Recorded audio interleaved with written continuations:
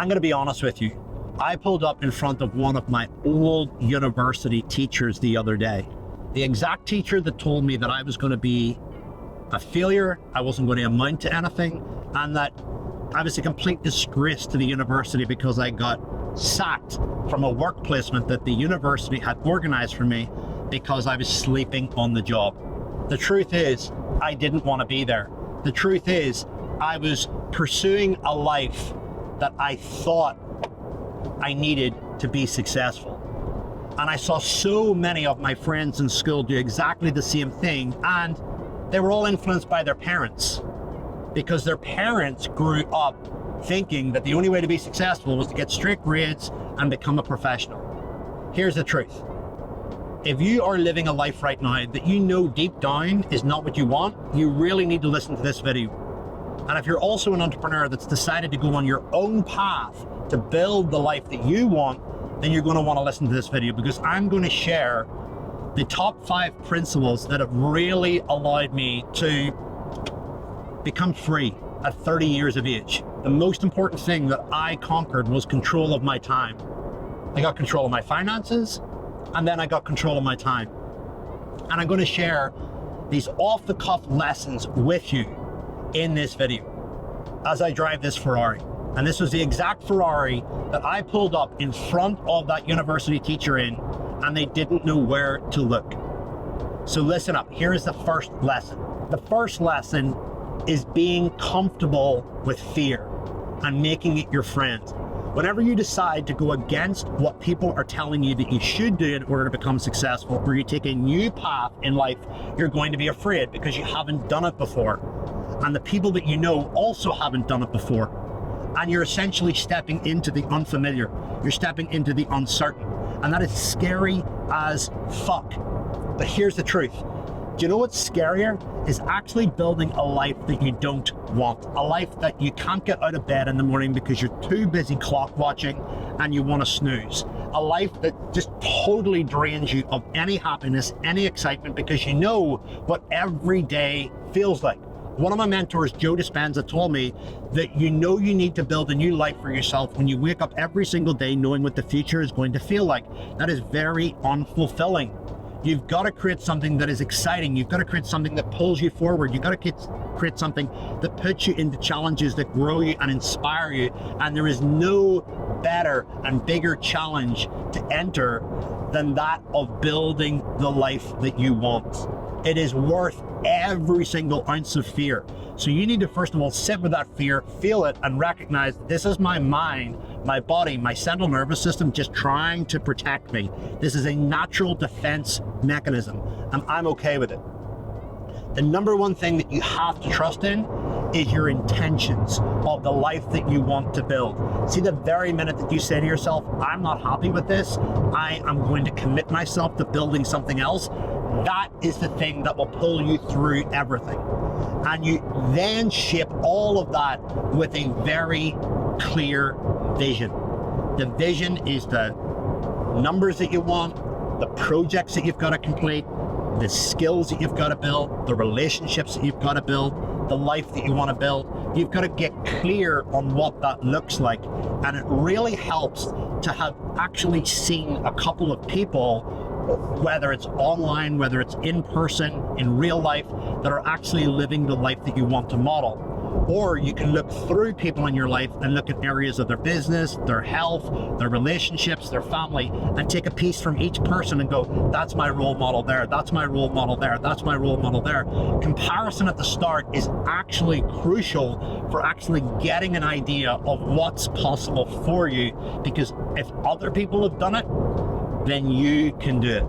And we're in 2025, the time that I'm shooting this video, where access to things like AI, access to information is greater than ever before.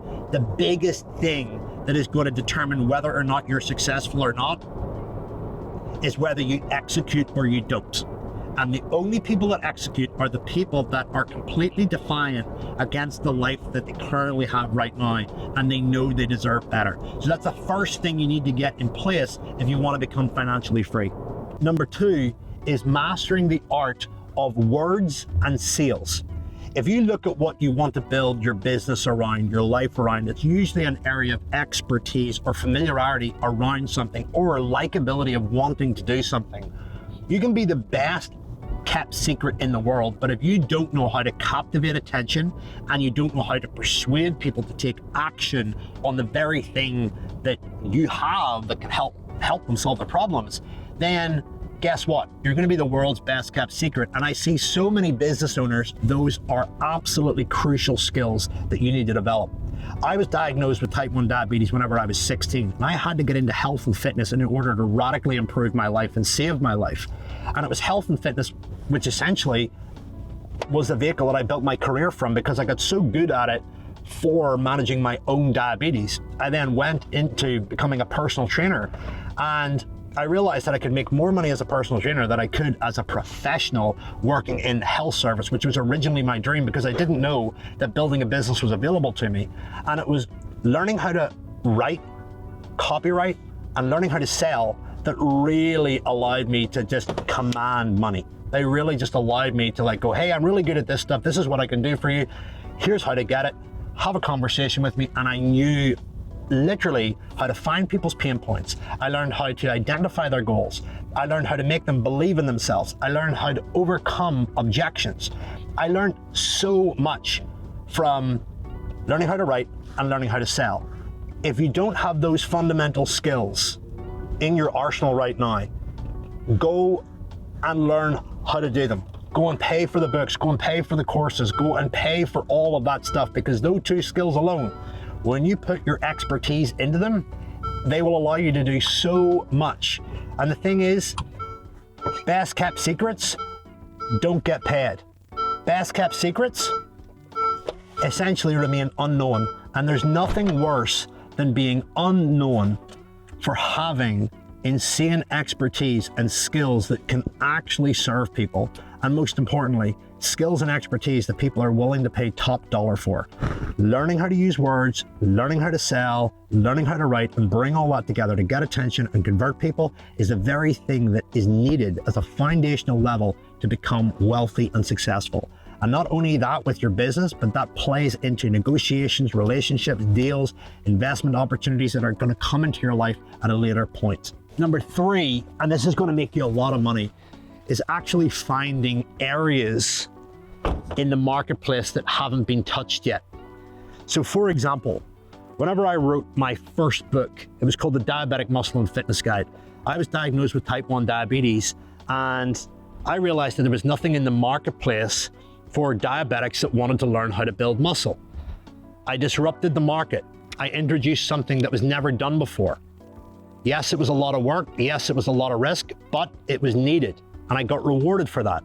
The second thing that I did was create a company called Fitness Entrepreneur out of the success that I created in my fitness business, where my mom always used to say to me, what do I call you to my friends? What do I say that you do?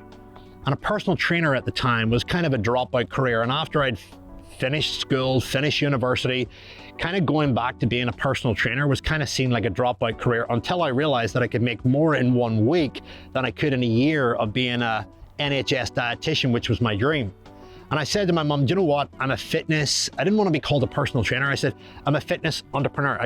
I'm a fitness guy that just so happens to own a business. And then later down the line, I took everything that I learned in my fitness career and turned it into an organization called Fitness Entrepreneur, where we disrupted the market.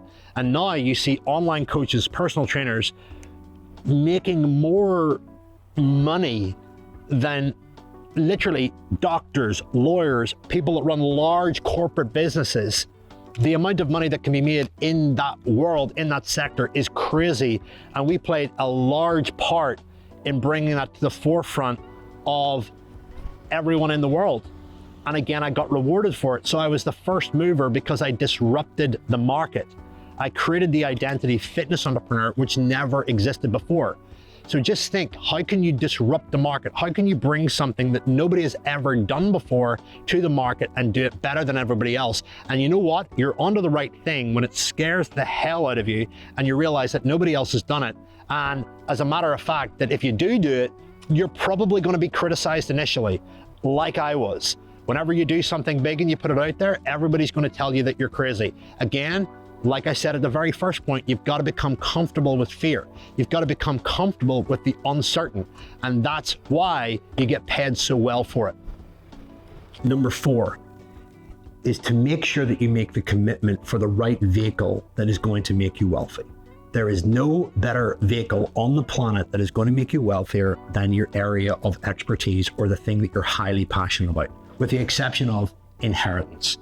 So you can look at the S&P, you can look at the stock market, you can look at crypto, you can look at all these other investments, but the number one thing that you can control is your passion, is the area of expertise that you have, is the business that you currently have. The thing that makes you the most amount of money is the thing that you enjoy the most. So investing in that is the number one way to build wealth, rather than speculating and investing in other things that bring you a considerably smaller return and are things that you can't control. And a lot of entrepreneurs get caught up in this mindset of, I need to be in the stock market, I need to be in crypto, I need to be in property, without actually understanding them, when the very thing that they do understand is their market, their area of expertise, or the life that they want to build.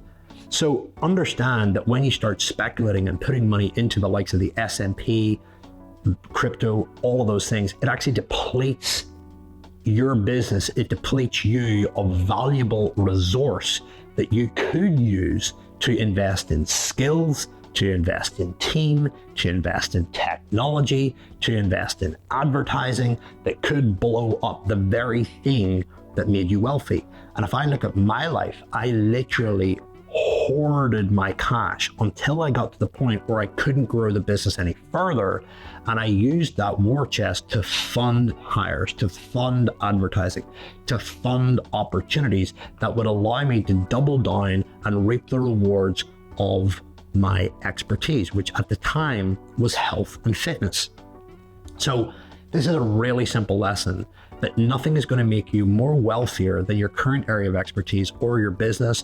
Don't deplete or waste money in the stock market, on crypto, or any speculative investments until literally you have fuck you money after your business is at a level of profitability and it is running without you needing to be there 24/7, and it's at an appropriate level where you can step away without it relying on you. It's only at that point, and when you've got surplus cash, that you can then start playing the investment game, rather than depleting yourself early and lowering your opportunity with your current business, i.e. your main area of expertise.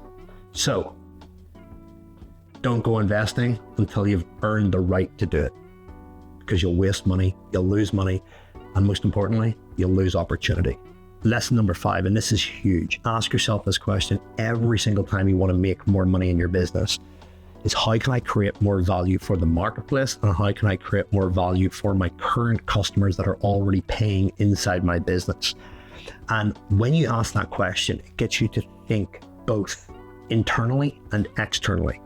Inside your business, you need to be thinking in terms of, 1, how can I add more value to me, the CEO, the founder? That's by learning new skills, up-leveling your relationships, and essentially just taking on more risk. Marketing, how can you be more creative with your marketing? How can you be louder? How can you be more relevant to the marketplace? Sales, how can you create new offers? How can you increase your current conversion, whether it's building new things to sell, whether it's increasing price points, or whether it's increasing the skill set of whoever is selling. Number 3 is, how can you keep current customers longer? How can you create new offers that are going to help them? How can you get them results faster? How can you get them to stay longer? And then also, last but not least, when it comes to business, is how can you create more value outside the current business by adding new team, whether that's somebody that's more skilled, more experienced, or somebody that's going to come in and disrupt it. How can you add new technology or systems to reduce costs and increase profitability? How can you create more value through your business and through you, both for current business and the marketplace? That is a really powerful question. I hope those 5 lessons were useful for you. There is so much more that I can share with you beyond the scope of this YouTube video. So please make sure that you go to the show notes, make sure you subscribe to my weekly newsletter where I send no nonsense, fast solutions for entrepreneurs that want to live life on their own terms. And 2, don't forget to subscribe to this channel because I produce videos like this every single week to help you make more money, to grow your status, and most importantly, get freedom doing what you love. Until the next time, see you soon.